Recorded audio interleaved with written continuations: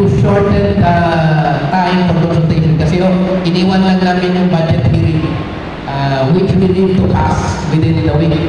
Otherwise, mag-break yung parliament and hindi na papasa yung budget for next year. So, the Chief Minister has directed us to pass the budget.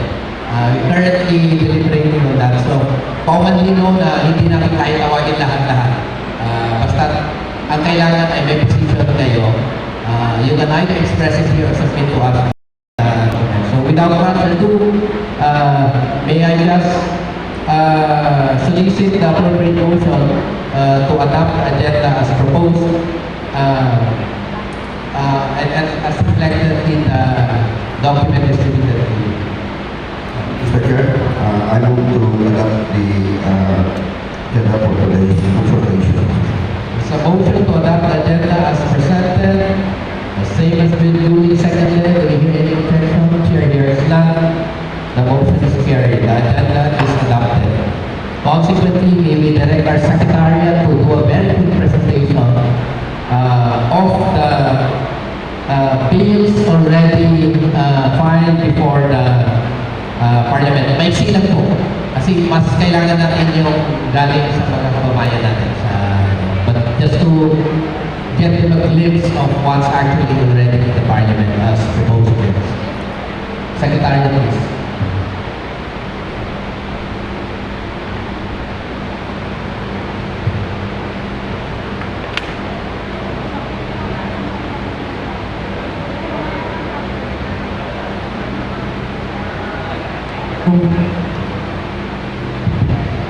Assalamualaikum warahmatullahi wabarakatuh.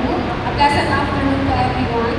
On behalf of the Committee on Local Government and the Committee on Rules, we thank you for joining us here today in Cotabato City for this important public consultation on the proposed parliamentary listing bills of the Bangsamoro Autonomous Region. At this point, I would like to acknowledge the presence of our honorable members of the Parliament, led by our presiding officer, Honorable Attorney Nadine G. Singalingo, Chairperson of the Committee on Local Government. We also recognize the MPs joining us today, MP Romeo K. Serna, MP Brady Ibay, MP Kitan B. Kadaduan Jr., MP Rasul K. Ismail, and MP Alidato K. Pagayam, as well as our resource persons, representatives of the local government elites, civil society organizations, the academy, traditional leaders, youth groups, and all sectors present in this hall. Your participation is crucial because the creation of parliamentary districts will directly shape political representation, governance, and community identity in the Bangsamoro. Today's consultation forms part of our committee's commitment to inclusive and participatory legislation, particularly on matters mandated by law and deeply consequential to the future of our country. With that, we now begin our presentation.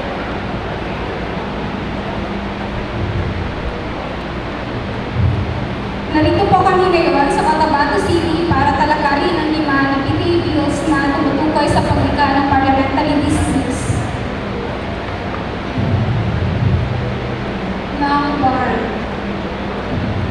1. Mahalaga po ito dahil ang paggawa ng parliamentary districts ay directly na makakapekto sa representation ng ating mga komunidad sa Bangsamoro Parliament. Layunin ng public hearing na ito na marinig ang boses ninyo bago tuluyang i-finalize ng Committee on Local Government at Committee on Rules ang kanilang report.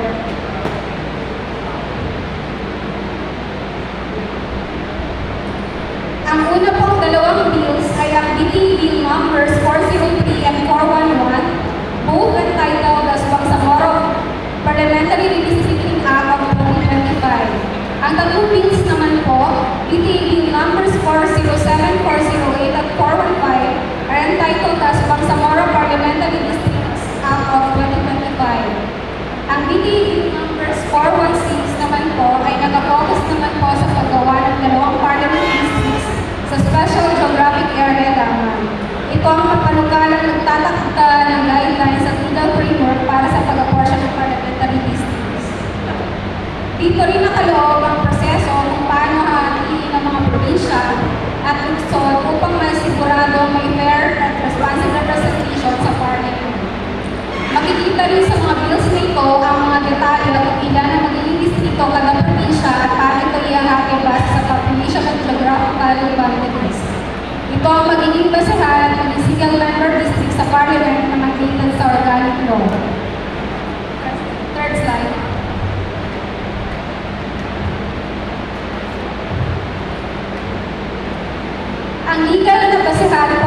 malinaw na nakasad sa RA 11054 ang Bangsamoro Organic Law, particular sa Article 16, Section 4, na natasan ng Bangsamoro Transition Authority na siguraduhin ang determinasyon ng parliamentary districts bago ang unang regular election.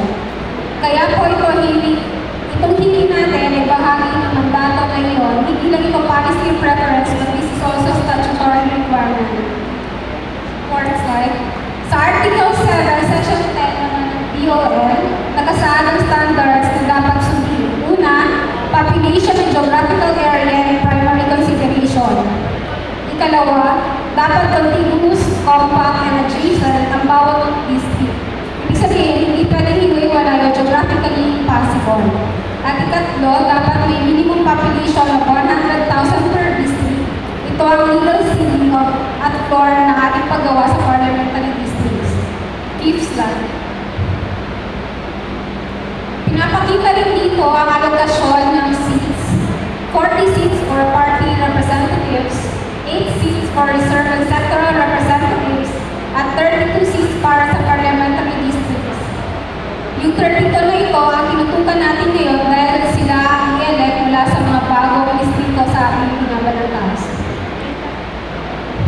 Ngayon, ipapakita ko po ang mga salient features ng bawat rules na ito. Sa Section 3 ng rules, nakalagay ang criteria sa pag-apportion. Halimbawa, adherence to population threshold, geographic considerations, at preservation of community boundaries hanggang maaari. Ang objective po ay representation na hindi lamang legal kundi practical at makatarungan. Sa Section 4 naman ng bills, detalyado kung anong distrito ilalagay sa bawat lalawigan at lungsod. Ito yung actual shaping ng mapa ng political representation sa farm. Ang bawat distrito ay sinuring base sa PSE data at sa existing administrative boundaries. Para naman po sa City of Cotabato, lahat po ng 5 bills ay nag-propose ng 3 parliamentary districts.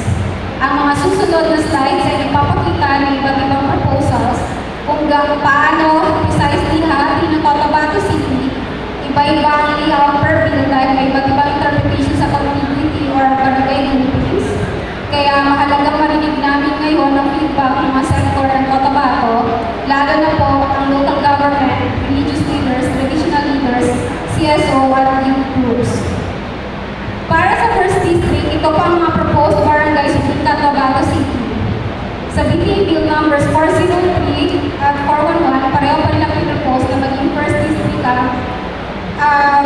simula sa Rosary Heights Mother hanggang sa Rosary Heights 13. Sa BTA Bill number 407 naman po ay ang Poblacion Mother hanggang Rosary Heights 8. While sa BTA Bill numbers 408, Rosary Heights Mother hanggang Poblacion 8.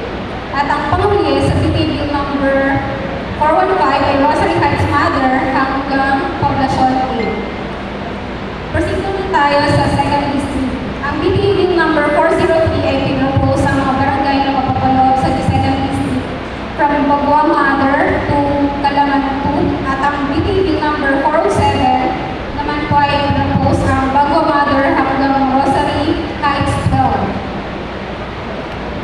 Sa BTA Bill number 408 ay Rosary Heights Mother hanggang Poblacion 8. Para naman po sa BTA Bill number 411, Rosary Heights Mother hanggang Rosary Heights 13. Para sa second district, sa BTA Bill number 415, ito lang po ay ang coverage ay Bagua Mother hanggang Rosary Heights 13. Now, sa panghuling distrito, ang 3rd Parliament District ng Cotabato City para sa BTA Bill number 403 from Tambantaka Mother to Poblacion 9, at ang BTA Bill number 407 Kalanganan Mother to Rosary Heights 13. Then sa BTA Bill numbers 408 po ay Tambantaka Mother hanggang Poblacion 9. Sa BTA Bill number 411 ay Bagua Mother hanggang Kalanganan 2. Sa BTA Bill number 415 po ay Poblacion 7 to Rosary ay to Poblacion 9, including Rosary Heights 8 and Poblacion Mother. On the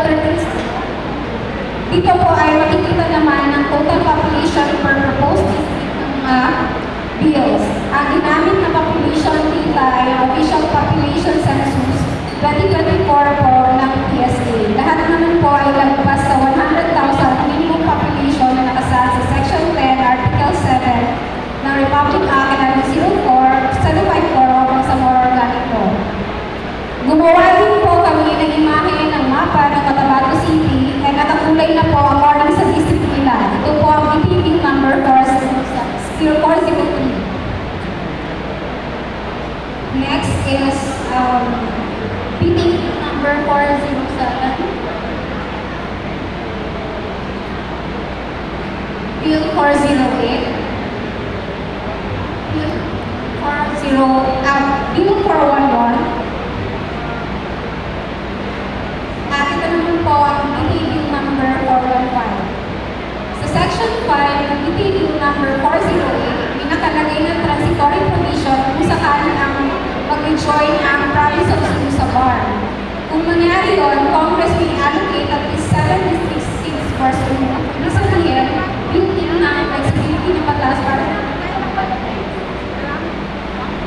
at para sa Section 6, malinaw na sinasabi na kung may gaps or kulang sa batas, gagamitin ng Omnibus Election Code at iba pang applicable laws.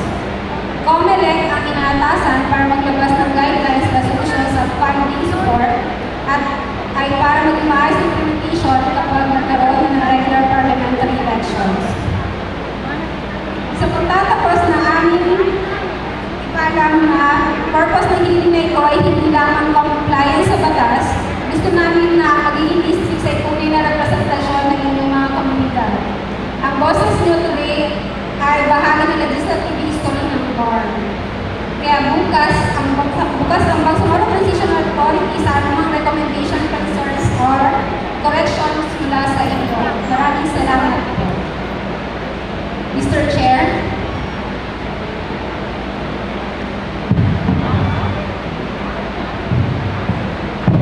Thank you, Secretariat. Just before we proceed, we may acknowledge the presence of the leader Ismail. Thank you for joining us, sir. We will open the floor for clarification and I think presentation of position papers. I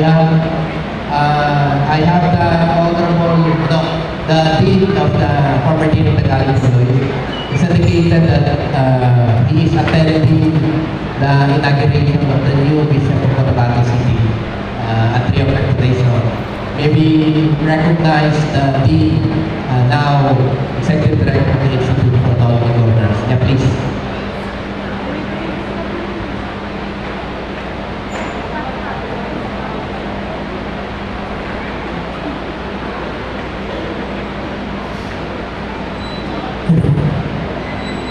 Magandang hapon po sa ating lahat.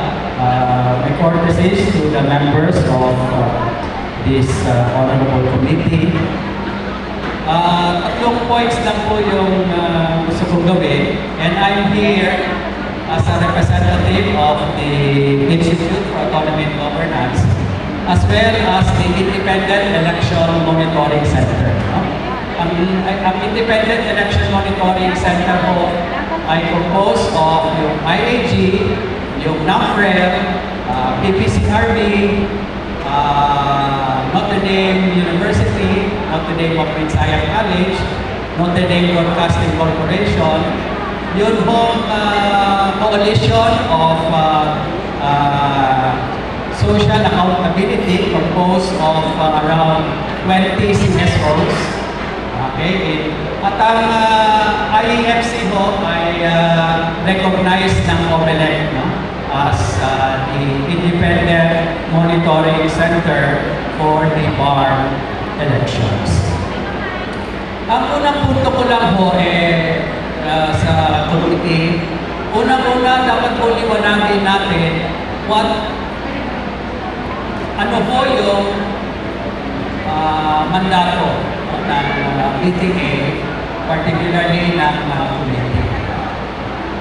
Kung hindi ho nagkaroon ng Supreme Court decision, tuloy-tuloy na ho sana yung ating election. Very clear yun. Okay, ha?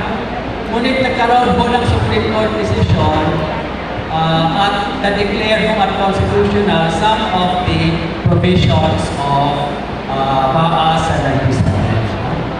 Now, ang decision po ng Supreme Court has the force of law sa ating system ng batas sa Pilipinas. Ang decision ng Supreme Court ay merong tinatawag, we consider that part of the law of the land. Kaya everybody, all concerned, must comply with the decision of the Supreme Court. Now, napakaliwanag naman po sa decision ng Supreme Court. Unang-una, yung mga diferensya ng batas. Particularly, yung issue ng gerrymandering. So, particularly sa Maguindanao del Norte, sa Lanao del Sur, at part of Maguindanao del Sur. So, ang mandato ho, ang command ng Supreme Court, pakiayos ninyo yan. Kasi hindi po pwede yung gerrymandering. Dapat ang mga distrito natin ay magkadikit-dikit. Okay, ha? So yun ang una. Ang unang requirement ng Supreme Court. Yung iba pang reason ng Supreme Court for making it unconstitutional, that is considered resolved because now you are coming up with a new parliamentary district. So ang aming suggestion po, ang framework ng committee at framework ng DTA for passing this law is precisely, is strictly to just comply and address the issues raised by the Supreme Court. No other. Kaya ako March ang ginawa ng Supreme Court, sabi niya mag-election na kayo sa March kasi alam niya na napakadali namang ayusin dahil that only involves 3 districts. Okay, ha? So, kaklaruhin natin yun. Number 2 point po natin is napakahalaga ho na magka-eleksyon na. Okay? Kasi apektado na ho yung tinatawag nating credibility ng peace process, credibility ng bar government, at credibility na rin ng DTA. Last 2 or 3 weeks ago, nagkaroon ko kami ng international conference on the Bangsamoro. At ang mensahe ng international community, napakaliwanag ang mensahe ng international community. Nawawala na ng kredibilidad ang peace process. Nawawala na ng kredibilidad ang Bangsamoro government.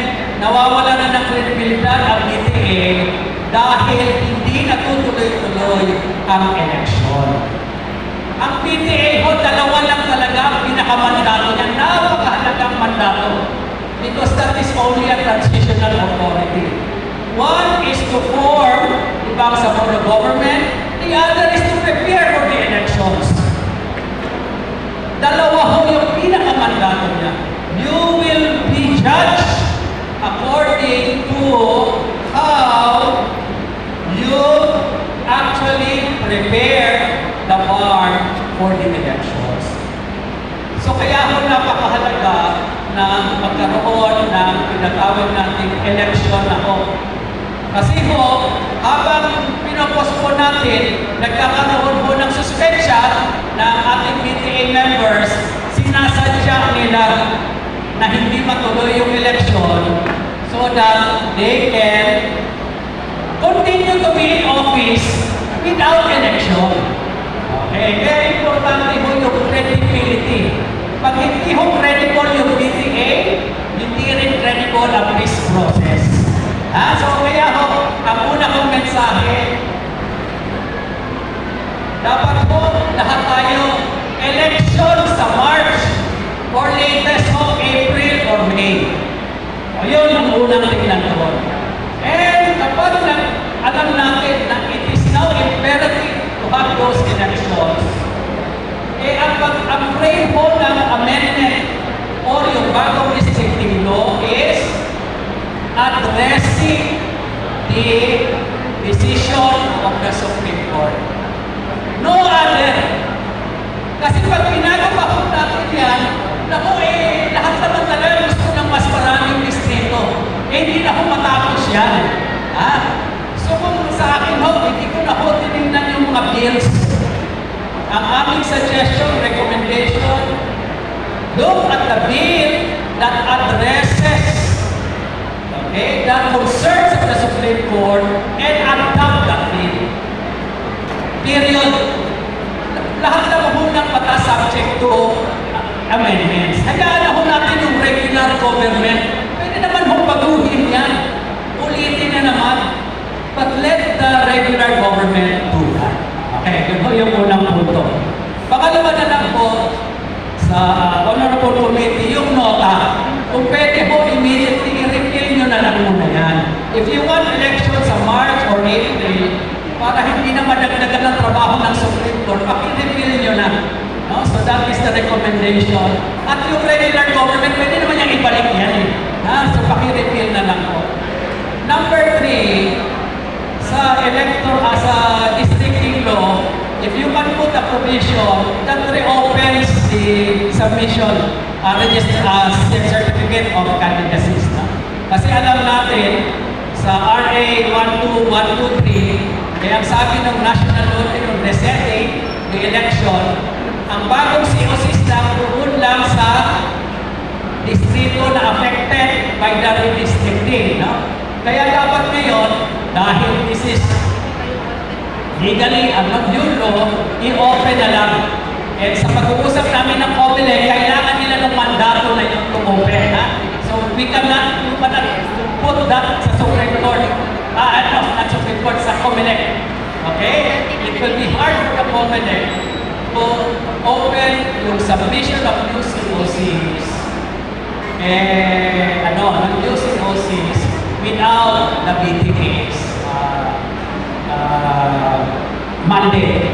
At last na lang po, inaayos naman natin sa sectoral, no? Kung pwede yung pag-aralan natin na yung youth and women and settler, i-at large na ho natin.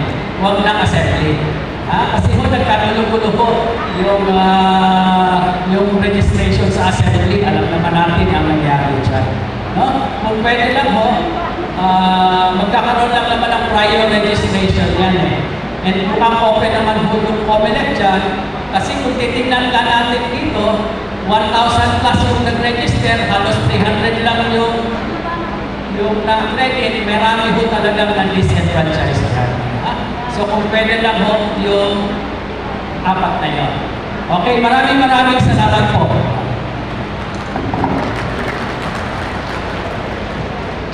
Thank you very much, Steve, for the important input. Maraming salamat. Secretariat, sino ang next na nag-interview?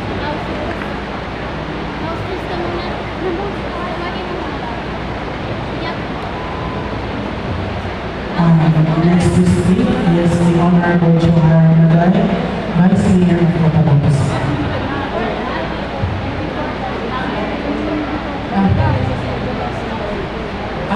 But before Ito ang ruling. It's a very educated constituency. So, we're fine with that. We're more interested in listening to the inputs coming from the constituencies of Cotabato City. So, punta na tayo.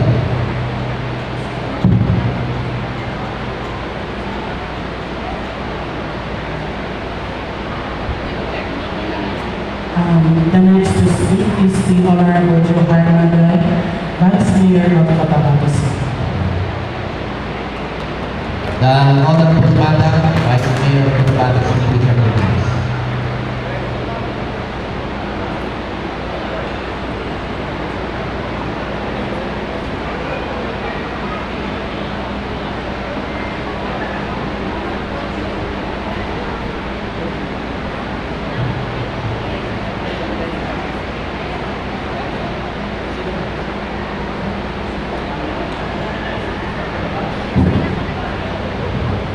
na sa ilang team, sila umahin, mga sa lahat. Magandang tanghali sa ating lahat. Ang mga mag-iitim ng mga MP, hindi ko na po kayo isa-isahin, no? Alam natin na lahat kayo nandito, kaya kayo nandito para pag-usapan natin itong